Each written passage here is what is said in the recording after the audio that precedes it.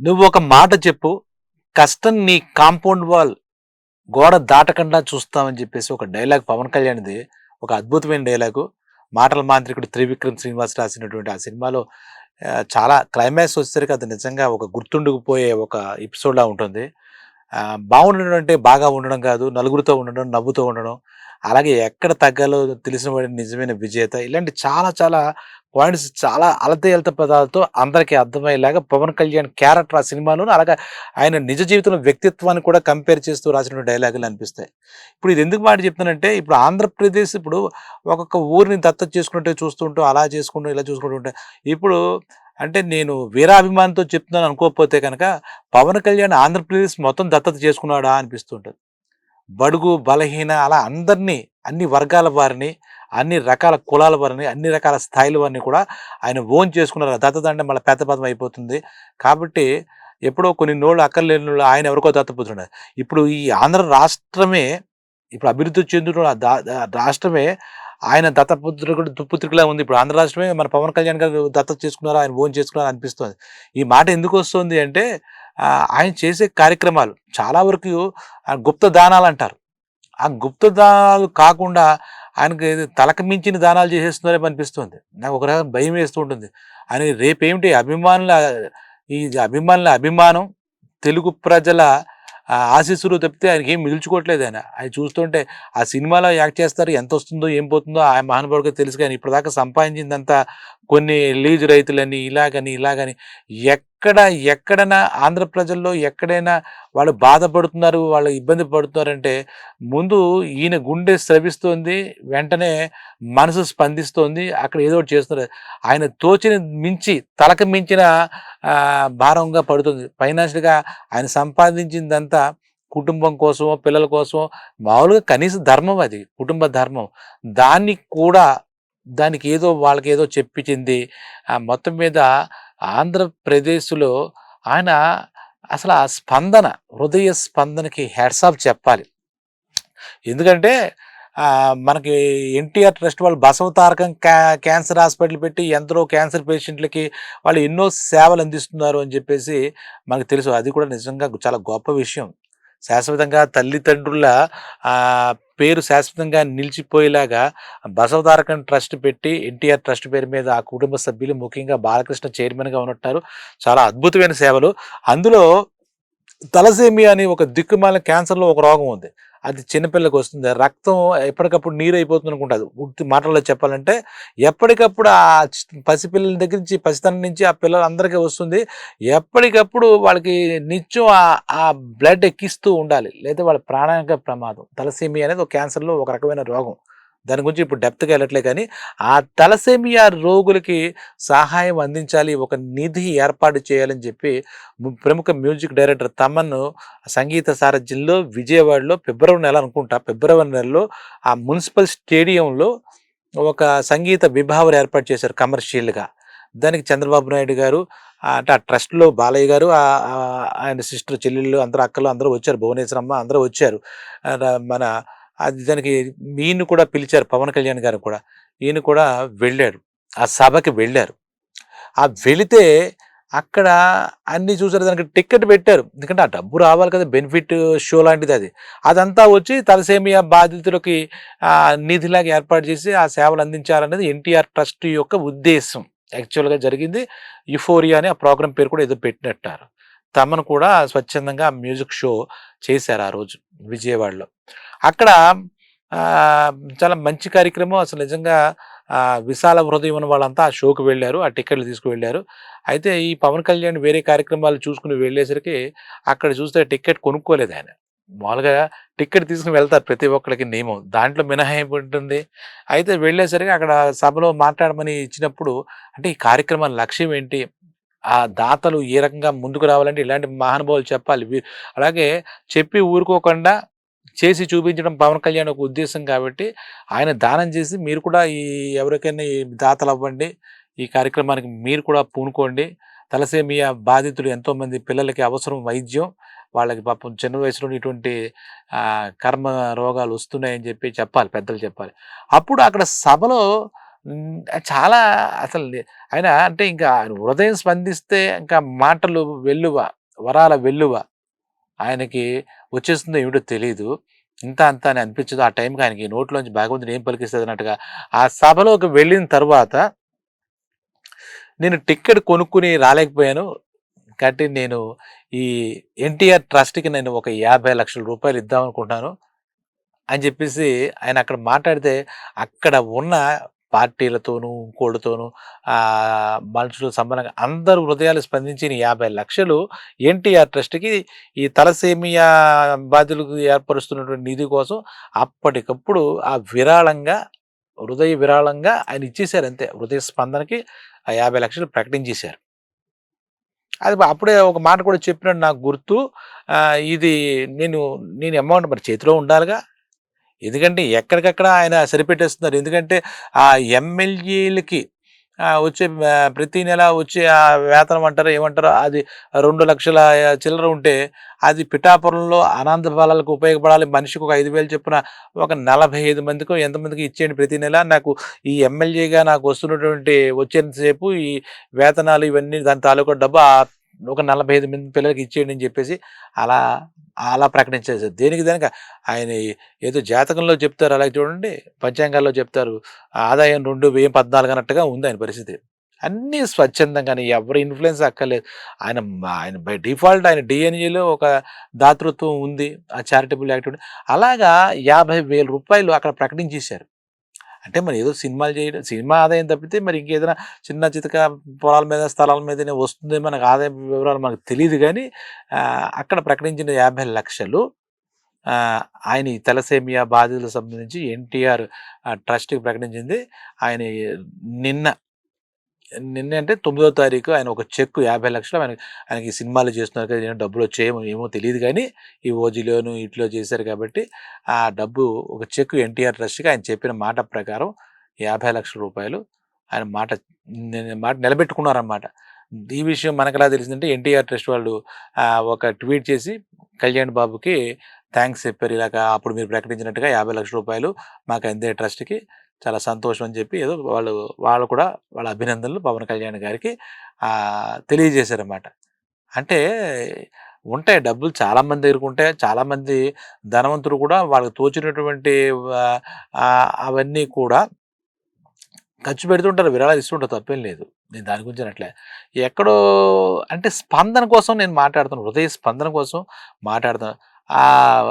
ఉత్తరాంధ్ర వైపు వెళ్తే పాపం ఆ ఊర్లో ఎవరో చెప్పులు లేకుండా వెళ్తారు. చాలా దీనావస్థలో ఉంటే ఆ ఊర్లో జనాలందరికీ చిన్నదే అవ్వచ్చు విషయం.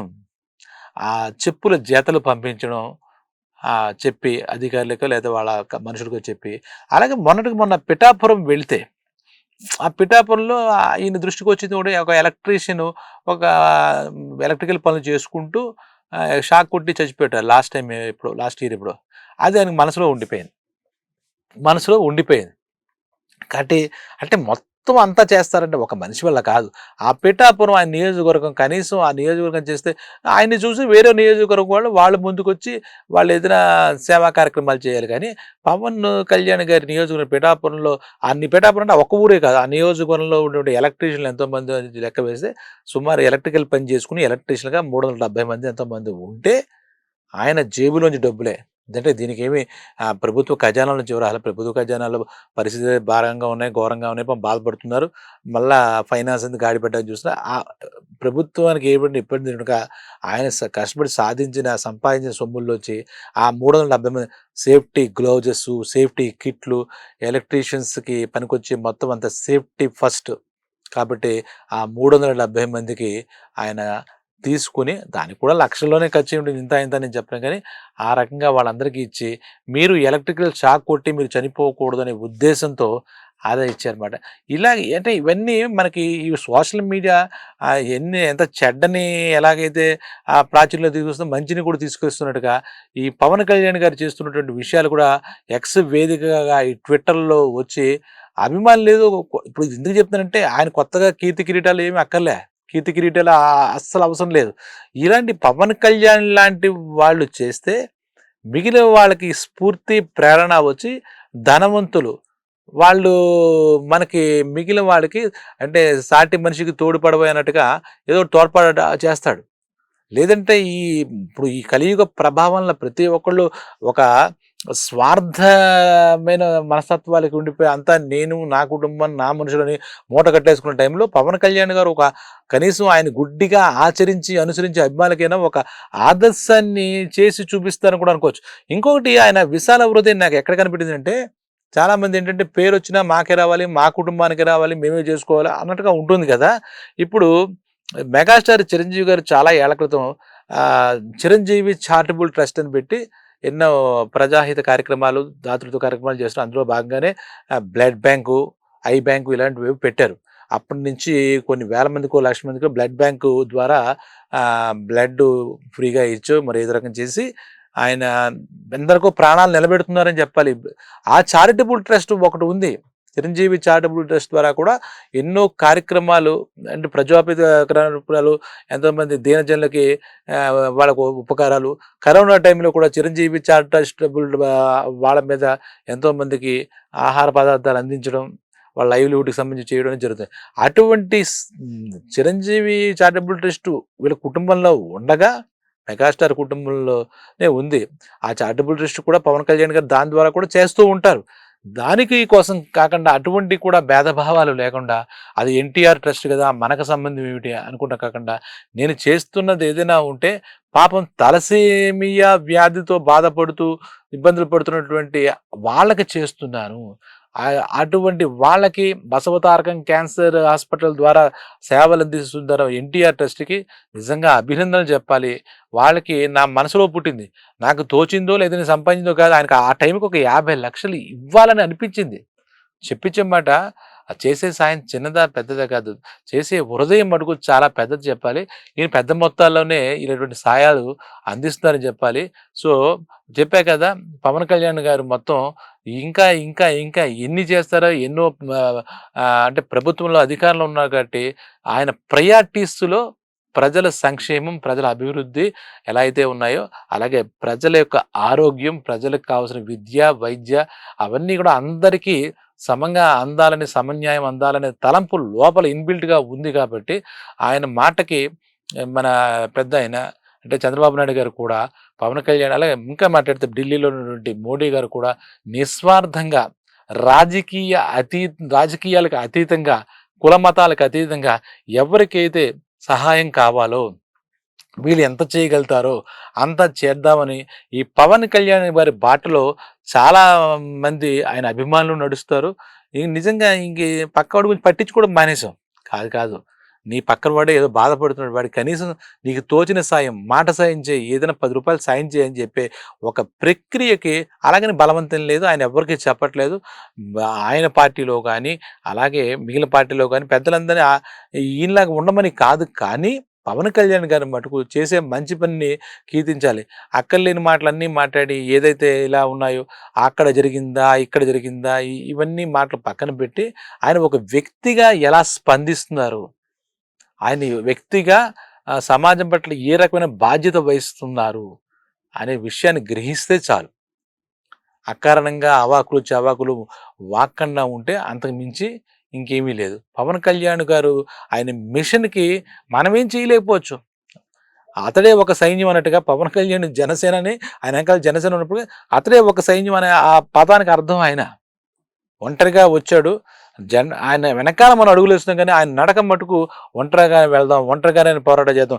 చేసిన సమాజంలో రుగ్మతలు రూపుమాపుదాం, అక్రమాలు అన్యాయాలను రూపుమాపుదాం అని ఆయన వ్యక్తిగతంగా లక్ష్యం తీసుకుని ఆయన జన సైనికులు కూడా ఆయన బాటలు నడిపిస్తూ సమాజంలో ఒక మంచి మార్పు రావాలి, ప్రజల జీవితంలో మార్పు రావాలి, అభివృద్ధి పథంలో ఆంధ్రప్రదేశ్ ముందుకు వెళ్ళాలి, తద్వారా మొత్తం భారతదేశంలోనే ఆంధ్రప్రదేశ్ ప్రథమ స్థానంలోకి వెళ్ళాలి.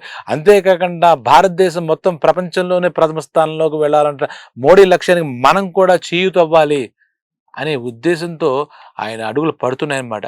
ఏదో అంటారు బిందువు బిందువు కలిసే సింధువు అవుతుంది అన్నట్టుగా ఇలాగా పవన్ కళ్యాణ్ లాంటి ఆలోచనలు గల మనుషులు మనలో ఆలోచనలు ఇస్తే ప్రతి ఒక్కడు ఇంత ముందు కూడా చెప్పా ప్రజలు అలాగే జన సైనికులు అభిమానులందరూ కూడా ప్రతి ఒక్కళ్ళలో పవన్ కళ్యాణ్ గారు అక్కడ మార్పుని ఈపాటికి తీసుకొస్తున్నారు. అంటే ఒక చోట చెప్తున్నారు ఏదో ఆయన సినిమాలో మాట ఇవన్నీ ఊహించి రాశారు ఏంటో రచయితలు, ముఖ్యంగా త్రివిక్రమ్ శ్రీనివాస్ గారు. శత్రువు ఏదో యుద్ధం అంటే శత్రువుని చంపడం కాదు. యుద్ధంలో అని అతనిలో శత్రుత్వం అనే భావన చంపడం అనే భావంతో కొన్ని డైలాగ్. అలాగే శత్రువులు కూడా కొన్నాళ్ళకి పవన్ కళ్యాణ్ బాటని అనుసరించి సమాజ హితమే మన హితం, సమాజంలో మార్పే మనకు కావాలి. ఇంకా ఈ అక్రమాలకి, అన్యాయాలకి, మారణకాండలకి తెరదించాలి. ఒక మనిషిలోంచి ఒక నిజమైన మనిషి బయటికి రావాలి. వాడి స్వార్థం కోసం కాకుండా విశ్వ మానవుడవ్వాలి అని ఆయన కీర్తికి ముందు ఆయన ఆచరించి చూపిస్తున్నారు. ఆయన వెళుతూనే ఆ మార్గంలో వెళుతూనే ఒక మార్గం అందరికీ చూపిస్తున్నారు.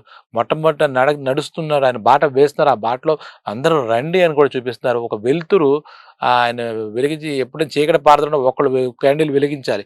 ఆ వెలుతురులో చాలామంది ఆ వెలుతురుని, ఆ వెలుగుని ఎంజాయ్ చేస్తారు. కాబట్టి ఆ పవన్ కళ్యాణ్ ఆ మిషను అలాగే అతని మనస్సు ఎప్పుడు అలాగే ఉండాలి. అలాగే ఉండే అందరికీ సాయం చేయాలనే ఆలోచనకి మనమందరం కూడా అభినందిద్దాం. ఆయనకి అనుసరిద్దాం, ఆచరిద్దాం ఆ విషయంలో అని చెప్తూ పిచ్చి పిచ్చి విమర్శలు చెయ్యొద్దని అందరినీ ప్రార్థిస్తూ పవన్ కళ్యాణ్ మనం కాపాడుకుంటే, పవన్ కళ్యాణ్ లక్ష్యాన్ని మనం లక్ష్య పెడితే ఖచ్చితంగా ఆయన మనందరికీ కూడా మార్గదర్శకమై నిలబెడతాడు. మామూలుగా నిలబడడం కాదు, మనకు ఒక మార్గం చూపిస్తాడు ఆంధ్ర ప్రజలందరికీ, తెలుగు ప్రజలకి. తద్వారా భారతీయులు కూడా ఇన్ ఫ్యూచర్‌లో చూపిస్తారని చెబుతూ సెలవు.